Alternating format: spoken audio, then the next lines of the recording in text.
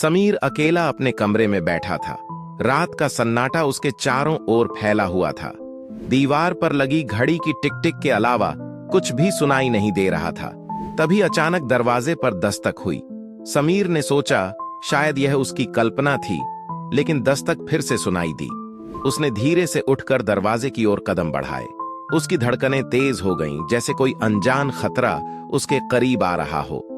दरवाजे के पास पहुंचकर उसने झरोखे से बाहर झांका। वहां कोई नहीं था।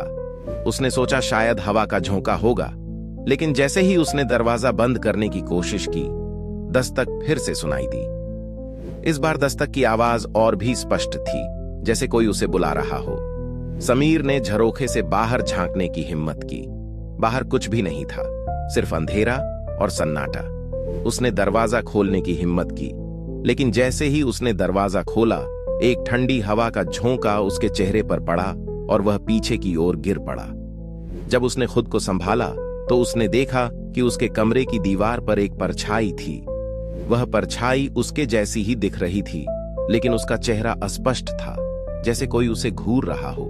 समीर ने अपनी आंखें बंद कर लीं, लेकिन जब उसने उन्हें खोला तो वह परछाई गायब हो चुकी थी। लेकिन उस परछाई की ठंडक अब भी उसके कमरे में महसूस हो रही थी। वह जानता था कि वह अब कभी अकेला नहीं होगा, क्योंकि उस रात ने उसे एक अनजान साया दे दिया था।